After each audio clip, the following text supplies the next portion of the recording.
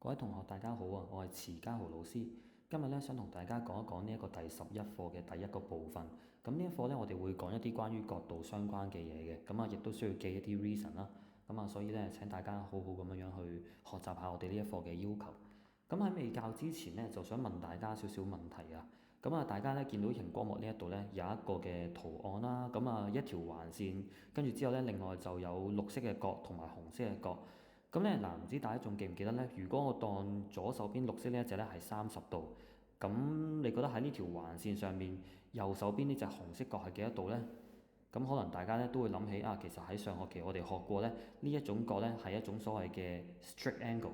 咁 straight angle 嘅特點咧就係180度嘅。咁所以咧，如果左邊嗰隻係30度，咁右邊呢隻咧就係180度減30度。我假設咧呢一度有一個角度係綠色嗰隻角，我當佢呢個角度係60度咁。咁你知唔知道右手邊紅色嗰隻角係幾多呢？咁如果大家有仔細啲望一望嘅話呢，你可能會見得到綠色呢一隻角，再連帶埋紅色呢一隻角呢，咁樣就好似變成咗一個圓圈喎。一個圓圈有幾多度啊？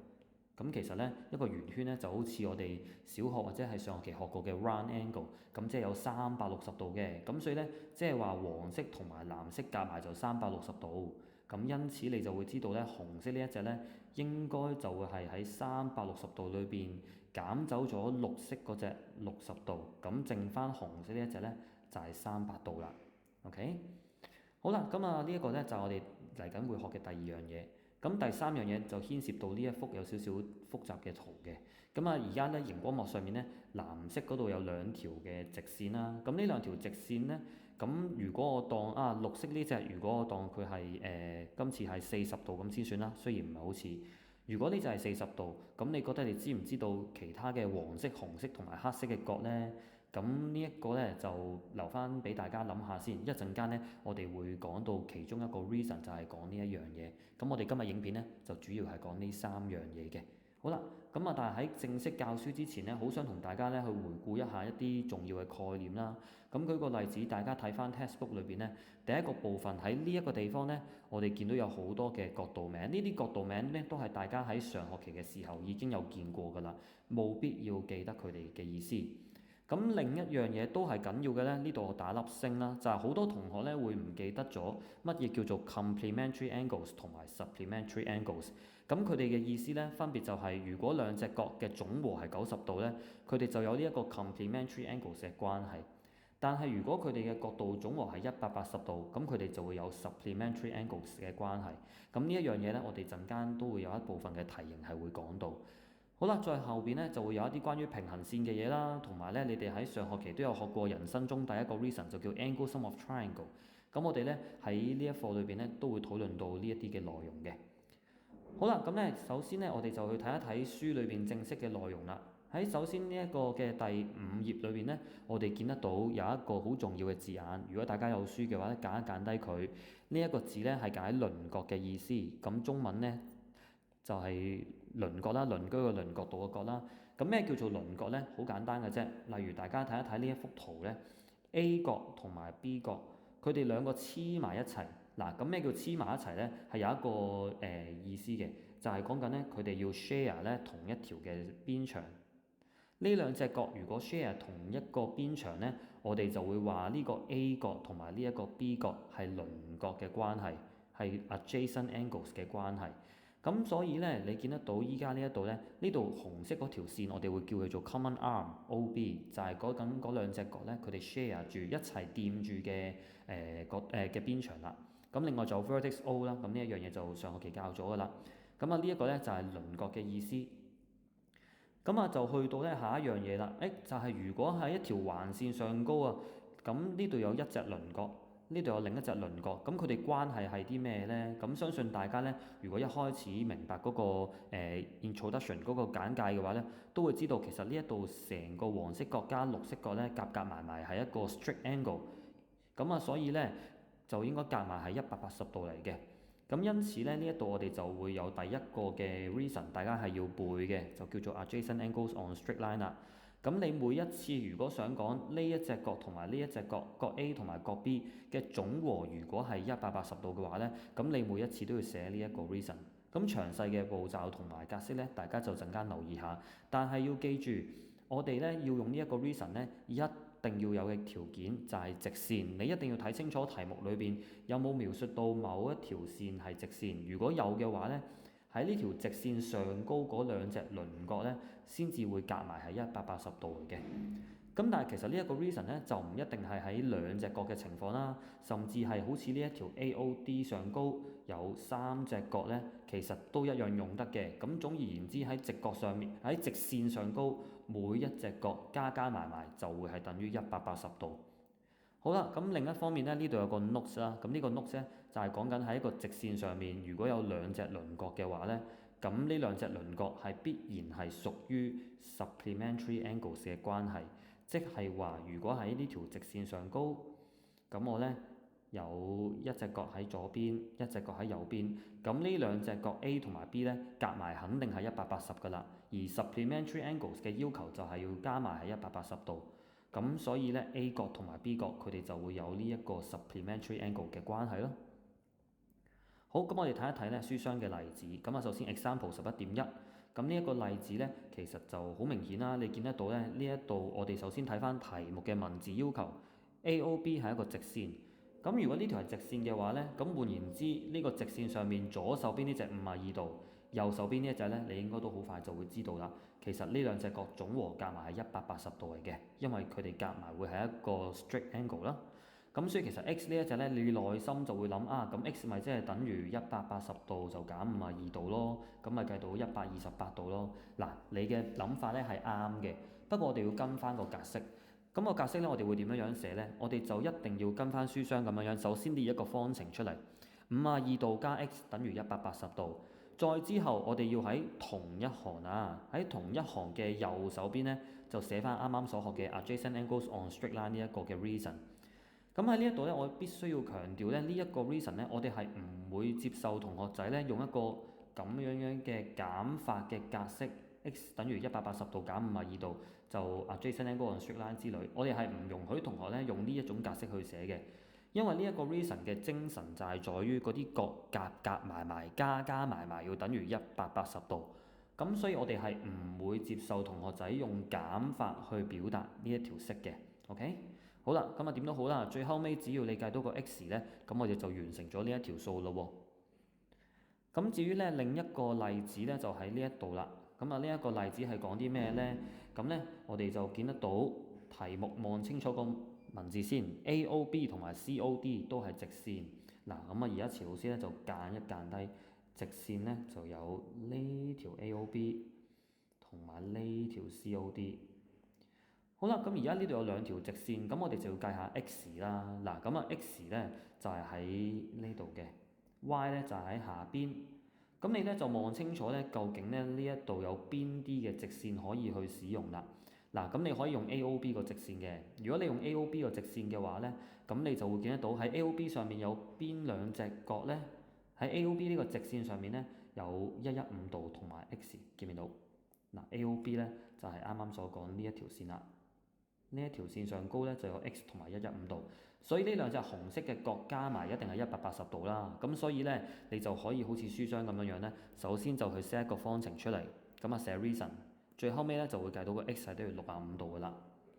好，咁呢隻如果係65度嘅話咧，咁我哋就要問下自己究竟個 y 點做咯喎？咁我哋咧啱啱咧就成功用 AOB 呢條直線嘅資料，咁我哋而家咧就睇下 COD 呢條直線啦。咁 COD 呢條直線咧，其實咧佢都可以有啲角度係跟住嘅。咁啊，例如你可以望得到咧，喺下邊呢度有 x 啦，跟住之後咧有90度啦，同埋有 y 啦，有呢三隻角。咁其實呢三隻角咧，佢哋加起埋都會係180度。因為若果你仔細啲望一望嘅話咧，你會見得到其實呢一度咧，都會有一個 straight angle 180度，係由個 x、y 同埋90度去組成嘅。咁所以咧，我哋就可以 set 一條式出嚟啦。咁我哋睇翻上面幅圖啊，x 加90度加 y 等於180度，要寫多一次 reason。呢啲 reason 每一次咧，你都要寫一次先至可以用呢個180度嘅關係嘅。咁由於咧 x 我哋啱啱已經計好咗噶啦，咁啊所以咧就會變成65度啦。咁然之後咧，結果咧呢一條式得翻 y 一個未知數，你就可以計到個 y 咧就等於25度嘅。好，跟住之後咧，下一個部分咧，我哋就會睇書嘅另外一個部分啦。咁我哋就係喺呢個第7頁嗰度有一個叫做 angles at a point 嘅東西。咁呢一個東西係講啲咩咧？就好似頭先一開始嗰個簡介咁樣樣，其實咧就係講緊咧喺一個嘅角度嘅當中咧，你可以知道佢入邊有一隻角啦。咁至於出邊嗰隻角咧，就係360度減佢就得㗎啦。其實背後嘅原因咧，就係因為咧喺一個點嘅當中，佢周圍嗰啲角咧夾埋就會形成一個圓形。咁所以呢個圓形就會有360度。咁我哋咧就可以計得到某啲嘅角度出嚟咯。咁呢一度都一樣。呢一個 reason 嘅意思咧，其實係講緊啲咩咧？就係想講我哋喺呢一個點咧嘅周邊咧有 A、B、C 三隻角。咁其實呢度 A、B、C 三隻角咧，其實佢哋就會形成一個圓形嘅。而一個圓形咧就有360度。咁所以咧即係話 A 角、B 角加同埋 C 角咧加起埋咧就會係就會係360度啦。咁我哋咧就會有呢一個 reason 叫做 angles at a point。咁我哋咧就可以將啲角度加晒佢，就等於360度咁樣樣。咁我哋睇一睇以下呢一個例子啦。咁呢一個例子咧同頭先個都好相似嘅。喺中間呢度有一個點。咁呢一個點咧周圍咧就有第一隻角、第二隻角同埋第三隻角。咁呢三隻角咧，其實你仔細啲望嘅話咧，就會形成一個圓形嘅喎。咁所以咧，其實呢三隻角嘅總和咧，應該就會係360度嚟嘅。咁我哋咧就可以寫翻嗰個步驟啦，就要寫 y 加70度加130度等於360度。個 reason 係 angles at a point。咁跟住之後咧，你就當佢係方程咁計咧，就可以計到 y 等於160度噶啦。然之後我哋去睇多一個例子，今次呢一個例子咧就複雜好多嘅，咁大家要打醒12分精神。咁根據呢一幅圖啦，咁啊而家 A part 咧就叫我哋去計 x。咁 x 咧就有兩個地方都出現咗，分別咧就係3x 同埋5x。但係唔難發現嘅咧，就係你發覺呢一度仲有84度同埋116度，呢一啲嘅角度全部都係圍住一個 O 點喺度包圍住佢。咁所以咧，我哋睇下呢度啲角可唔可以形成一個圓形咧？咁我哋首先3x 喺度啦，116就喺呢一度啦，5x 喺呢一度啦，同埋84度都喺呢一度。你見到咧，其實呢一度4隻角夾埋就整到一個360度嘅圓形。咁所以亦即係話俾你聽咧，你依家係可以用一個叫做 angles at a point 嘅方法。咁所以咧，根據書商嘅做法，我哋將呢4隻角加埋佢等於360度，最後尾就會計到 angles at a point 呢個 reason 咧，咁就可以做到 x 等於20度噶啦。嗱，咁呢個 A 題咧都尚算唔太深嘅，咁啊只要你小心啲計就得㗎啦。咁但係個問題就係 B 題，我哋睇一睇 B 題講啲咩先。嗱， B 題就問你究竟 XON 同埋 NOY 佢哋有冇一個叫做 supplementary angles 嘅關係？乜嘢叫做 supplementary angles？ 仲記唔記得上學期教嘅嘢？其實佢個意思就係想問你究竟呢隻角同埋呢隻角嘅總和係唔係等於180度呢？咁如果加埋係180度，咁咪 yes 咯，否則就 no 啦。好啦，XON 係邊隻角？XON 咧係講緊 3x 呢一隻角。咁 NOY 係邊隻角呢？NOY 係講緊116度。咁所以咧，即係話咧，如果你知道呢一隻 3x 同埋呢一隻116加起埋嘅結果，咁你應該咧就會知道究竟佢哋屬唔屬於 supplementary angles 嘅關係啦。咁我哋點算好咧？嗱，而家咧左手邊呢一隻 3x 嘅角咧，咁我哋就要諗下佢其實係幾大咧？原來你 A part 計出嚟咧，x 係20度係幫到你嘅。因為咧，如果 x 係20度，咁 3x 咧即係3乘20度，咁就會等於60度啦。好啦，嚟到呢一個位，可能你都有少少諗法咯喎。因為若果左手邊呢就係60度，右手邊呢就116度，咁60度加116度係幾多呢？咁會等於176度。如果呢兩隻角嘅總和係176度，咁佢哋係唔係 supplementary angle 呢？咁我哋啱啱講過，要加埋係180度先屬於 supplementary angles。咁所以咧，亦即係話佢哋並非係 supplementary angle 嘅關係。咁至於要點樣寫呢？嗱，呢一度咧有一個好重要嘅格式，詞老師好想所有同學咧都要跟翻足佢。好啦，咁啊 part B 咧嗰個答案就喺下邊熒光幕下邊呢一度。好啦，究竟佢哋係唔係 supplementary angle 呢？就一定要首先必須要寫翻呢兩隻角嘅總和，要將佢哋加埋佢。好啦，咁當你加埋佢之後呢，我哋就寫 XON 就加 NOY，會等於啲咩呢？嗱，我哋啱啱都有提過，其實 XON 呢就係3+20°，即係3x，而 NOY 呢就係116°。咁所以呢，如果你加晒佢嘅話呢，我哋就會見到個結果係176°。而且呢個結果我哋一定要做比較，一定要寫翻呢，佢係唔等於180°嘅。請你喺呢一度打粒星。記住，逢係解釋嘅題目，好多時候都需要做一個比較，要 comparison， 要比較。咁你比較完之後呢，就可以講出你嘅結論啦。我哋今次嘅結論就係佢哋呢係並沒有 supplementary angles 呢一種咁樣嘅關係嘅。好唔 OK？ 好啦，咁如果 OK 嘅話呢，咁我哋就再去下一個部分咯喎。好，咁我哋呢今次呢就睇一睇另一個情況。咁我哋喺影片嘅一開頭呢就有提過呢，喺呢一幅圖裏邊有兩條藍色線。咁呢度兩條藍色線呢，每一條呢都係直線嚟嘅。咁所以呢，你可以想像到呢，佢應該係會同啲 adjacent angles on straight line 有關嘅，即係佢可能有啲180°嘅關係啦。咁我哋呢先睇一睇呢，而家熒光黃呢一條直線。熒光黃呢條直線呢，咁佢呢就當然係會有一個 straight angle 180°嘅。咁但係呢，你會見到呢一隻180°呢，就剁開咗做綠色嘅部分，咁就40°啦，同埋黃色嘅部分。咁黃色嘅部分係幾多度呢？咁其實相信大家都會明白，如果成個嘅直線夾埋係180°，咁綠色係40，咁黃色就會係180° 減40°，咁其實即係140°嚟嘅。咁所以呢度寫翻啦，呢一隻係140°。咁然之後呢，如果我就將個焦點擺喺另一條直線，譬如我當係綠色呢條直線嘅話呢，咁我哋呢亦都可以見得到喺綠色呢條直線上高呢，亦都會有 straight angle 嘅喎，有間180°嘅喎。咁呢應該就會係呢一隻角。咁呢一隻角呢，左手邊呢就係黃色嗰隻140°。咁右手邊就係紅色嗰隻，咁紅色呢隻係幾多呢？咁我相信大家都會睇得出啦。紅色呢一隻呢，其實就係講緊180°減走140°，就等於40°嘅。而最後尾啦，我哋呢就再睇埋下邊，仲有一隻黑色嘅角，我哋係未清楚嘅。咁黑色呢隻角係幾多度呢？我哋又睇翻啦。其實綠色呢條線頭先我哋考慮咗上邊呢就有一個 straight angle。但係其實我哋都可以考慮下邊呢一度呢，都可以有另一個 straight angle 嘅。咁所以呢，我哋見到呢一個紅色嘅 straight angle 呢，佢係由左手邊嗰個綠色嘅40°，再搭配下邊黑色嗰一隻角。咁黑色嗰隻角係啲咩啊？其實可能大家都會估得到，就會係180°就減綠色嗰隻40°，最後尾就會等於140°。咁我哋計晒呢一啲資訊有啲咩咁重要呢？就係我哋呢去留意一下，原來而家呢喺呢一幅圖裏邊呢，我哋有兩條嘅直線，呢兩條直線呢，佢哋呢分咗做4隻角。左手邊呢就係40°，你見唔見到同邊隻有關呢？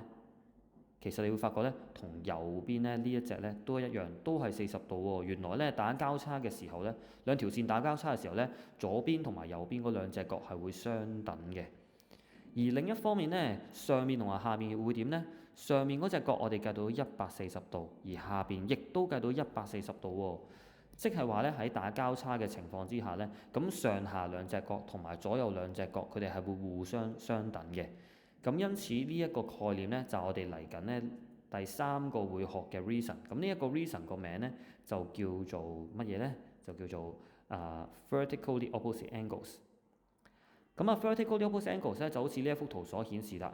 咁你睇唔睇得出邊啲角係相等呢？咁其實呢，啱啱講咗啦，嗱，左邊同埋右邊係會相等，即係 A 呢係會等於 B 嘅。仲有上邊同埋下邊呢都會相等，即係 C 呢係會等於 D。咁因此呢，呢一個 reason 呢就係喺後邊呢一版嘅。咁後邊呢度就有講啦。如果首先你一定要確保呢，就係我哋係有兩條直線係相交。嗱，呢度呢，我要特別強調個兩字啊 ，two 呢個字，因為呢，我哋陣間會講下，如果我哋唔係有兩條直線，而而係可能得一條咁樣樣點呢？咁得一條直線呢，咁我哋會好小心啦。好啦，嗱點都好啦，而家有兩條直線，一條個名叫做 AB，另一條名叫 CD。咁呢兩條直線呢，就喺 O 呢個地方相交。咁你見到 O 呢一個地方呢，咁啊上下左右都有啲角啦。咁但係咧點都好，我哋發覺呢一個交叉嘅當中呢 A 等於 B，C 等於 D，OK？A 等於 B，仲有呢 C 呢係等於 D 嘅。咁呢一樣嘢呢，就我哋嚟緊要背嘅 reason 叫做 vertically opposite angles。咁啊請大家咧要記住佢咯喎。呢個係我哋學嘅第三個 reason。咁點解頭先遲老師要特別強調咧呢個兩個直線嘅情況呢？因為你望一望隔離呢一個例子，咁咧隔離呢一個例子呢，佢就講到話啊，而家咧呢一幅圖裏邊，咁啊究竟呢 A 呢同埋 B 係唔係相等大小啊？咁你咧目測咧就見得到，其實好似佢嘅 size 咧，你覺得相唔相同呢？咁啊喺講之前啦，咁俾大家睇一睇題目嘅資料，佢講到明 AOB 就係一個直線嚟嘅。好啦，咁 AOB 咧就係呢條直線啦。咁你就見到都打交叉啦，係咪？即係呢個 A 就等於呢個 B 啦，應該。但係唔好忘記喎，頭先遲老師話咧，我哋需要兩條直線打交叉先得。而家題目講到明 AOB 係直線，咁另外一條 COD 係咪直線呢？咁你見得到咧 COD 咧其實佢係攣咗嘅。嗱呢度咁 CO 斜落去 ，OD 咧就再斜落去。其實 COD 咧佢係一條曲咗嘅線嚟嘅，佢斷開咗兩 part。咁啊，所以咧而家你唔係由兩條直線去夾出嚟嘅角咧，咁呢個角 A 同埋角 B 咧，佢哋就唔一定係會相等長度，甚至都可以話佢一定係唔會相等長度噶啦。咁所以要好好記住 vertically opposite angles 係一定要由兩條直線咧去穿過一齊先至會叫做vertically opposite angles。咁然之後你先可以講佢啲角咧係相等咁樣樣。我哋睇一睇呢一條例子。嗱呢條例子咧有一個字咧就要講一講嘅。不過咧講之前睇題目 AB 同埋 CD 喺 O 呢個地方相交。咁啊即係意味住咧 AB 同埋 CD 係直線嚟㗎啦，即係 AOB 同埋 COD。OK？即係呢條係直線，仲有咧呢條都係直線。咁跟住之後咧嚟到一個字啦，呢個字叫做 bisect。咁 bisect 係咩意思呢？其實書裏邊係有解釋嘅，睇唔睇得明呢一段呢？咁你可以打粒星俾佢啦。嗱 bisect 嘅意思呢，即係話 divide the angle into two equal halves， 將一隻角分成為兩個相等嘅一半。咁即係點解啊？咁其實呢，中文呢 bisect 呢，我哋就會稱之為平分。咁平分係咩意思呢？嗱，而家呢，我哋睇翻呢 OE 呢，佢係平分咗 COB 嗰隻角。咁啊 OE 主動去平分 COB。咁 OE 係咩嚟嘅呢？ OE 呢係紅色呢條線，佢平均咁樣樣分開咗 COB 呢隻角。咁你見到其實右手邊呢隻係 X， 咁左手邊呢隻係咩呢？咁由於平分嘅關係呢，咁左手邊呢隻都一定係 X 嚟㗎啦。咁所以呢，我哋有咗呢啲資料就可以幫我哋繼續去做埋條題目咯喎。咁呢，我哋咧睇一睇啦。嗱，而家咧呢一度我哋見到有個交叉，黃色線同埋綠色線都係直線嚟嘅。咁所以你大概就會見到一件事情，就係咧應該咧呢一度成隻角同埋呢一度成隻角係會相等嘅。因為我哋講過啦，打交叉嘅時候上下兩隻角，即係打對面嘅角咧就會相等啊嘛。咁啊，所以咧其實上面嗰隻係108度，而下面呢一個紅色嘅角係包含咗兩個 x 去相加嘅。咁即係108度等於 x 加 x， 咁你就知道個 x 係幾多㗎啦。咁但係我哋咧都係要跟翻個格式先。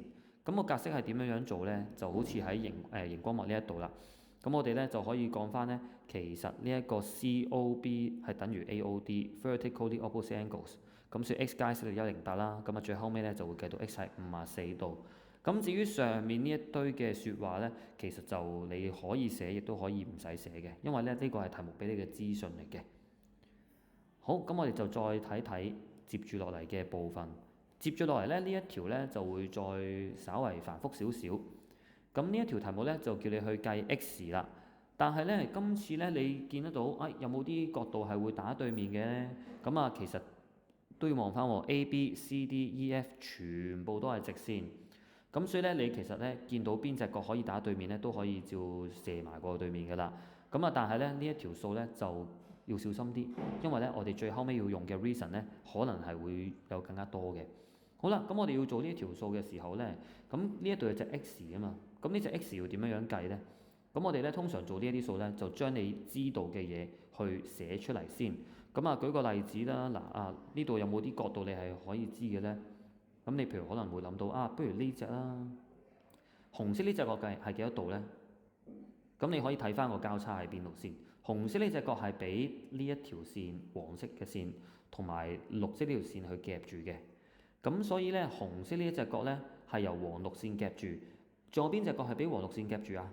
仲有51度呢一隻，所以你可以想像到咧，原來紅色呢兩隻角都係51度。咁跟住之後有啲咩可以做呢？咁你就望下，其實我哋最終嘅目標係想揾 x， 咁我哋夠唔夠資料揾 x 呢？我哋再仔細啲望下，原來呢 COD 呢都係直線嚟嘅喎，因為題目講咗 CD 係直線啦。喺呢個直線上面有啲咩特別嘢？咁我哋可以見得到呢度1、2、3，其實呢三隻角呢應該加埋就係一隻 straight angle 180度嚟嘅。咁所以你大概都會 feel 到呢，我哋就可以將 x 啦加51度啦，再加104度呢，咁啊知道佢等於180度，咁你就可以寫 reason 啦。嗱，不過喺呢一度你要非常之小心。有睇片嘅同學呢，希望你記住我所講嘅以下呢一番説話。冇睇片嘅同學呢，佢哋大件事啦。嗱，喺呢一幅圖裏邊呢，你見得到呢51度呢係出現咗2次嘅，係咪？咁啊，所以呢，究竟而家我列呢條式呢個51度係講邊一隻呢？其實我哋唔知嘅喎。其實按照住考官嘅角度去諗呢，其實成幅圖裏邊呢，只係得一隻51度，就係呢一隻。但係問題係呢隻51度再搭配呢個 x 同埋104度，可唔可以構成 adjacent angles on straight line 啊？咁當然係唔得啦，因為呢而家喺呢個直線上高呢，我哋見到 x 同埋104度喺度，但係51度呢係喺條黃色線嘅另一邊喎。咁所以呢，今次嘅其實你呢要做啲咩呢？你要首先登記咗呢隻，幫呢隻登記翻做51度先，咁你先至可以用 adjacent angles on straight line 嘅。好啦，所以呢講咗咁耐，我哋首先諗清楚，其實第一步就係要登記咗呢隻51度，然之後第二步先至可以將 x 啦，跟住之後呢隻51啦同埋104呢加埋等於180度。咁我哋呢個寫法係點樣樣呢？咁啊請大家呢要留心啦。第一步我哋要登記咗 AOF 嗰隻係51度，所以我會寫，因為呢都唔使因為啦。咁啊 angle AOF 呢就會等同於 angle BOE。咁呢個呢就係 vertically opposite angles。咁所以呢 angle AOF 呢就即係等同於 BOE 嘅大小，BOE 係51度。咁我呢就成功呢幫 AOF 登記咗佢係51度。咁然之後呢，我哋就要將 AOC 啦、AOF 同埋 FOD 呢三隻角，我哋想將佢夾埋係180度啊嘛。嗱，注意真係唔好寫個 x 加51度加104度俾我。一開始唔可以咁樣寫。你要寫啲咩先呢？咁你如果上學期學嘅基礎好呢，你都知道我哋其實係要寫翻個 angle 名 ，angle AOC 加 angle AOF。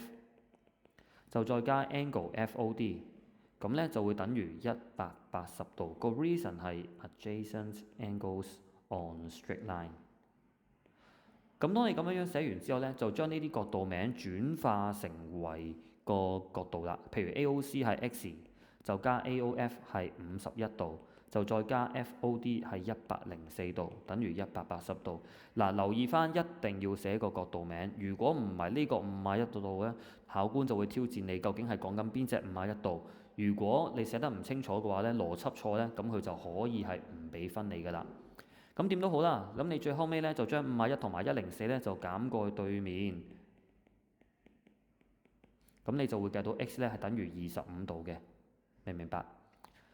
嗱，咁我而家手寫嘅呢一個答案呢，就喺你哋嘅書裏邊呢係有嘅。不過我相信呢，你都見得到書裏邊有啲咩寫得唔理想嘅地方呢。咁就係呢一個 x 啦，其實最好都係寫翻個 angle 名落去會比較好一啲。咁同埋呢，書裏邊呢用咗另一個方法嘅，佢就唔係好似我咁樣呢將個51度呢就由 BOE 搬去 AOF，佢係搬104度嘅，咁都冇問題嘅。其實你可以咧選擇將呢隻104度搬落嚟下邊呢個104度。咁最後尾咧就考慮呢一條 AOB 嘅線咧，咁你其實都會做到 x 啦、104啦、51嘅總和係180度咁樣樣咯。好啦，咁所以咧呢一個例子我哋都講完啦。咁去到尾聲咧，我哋就睇一個比較複雜啲嘅例子啦，就係呢一個。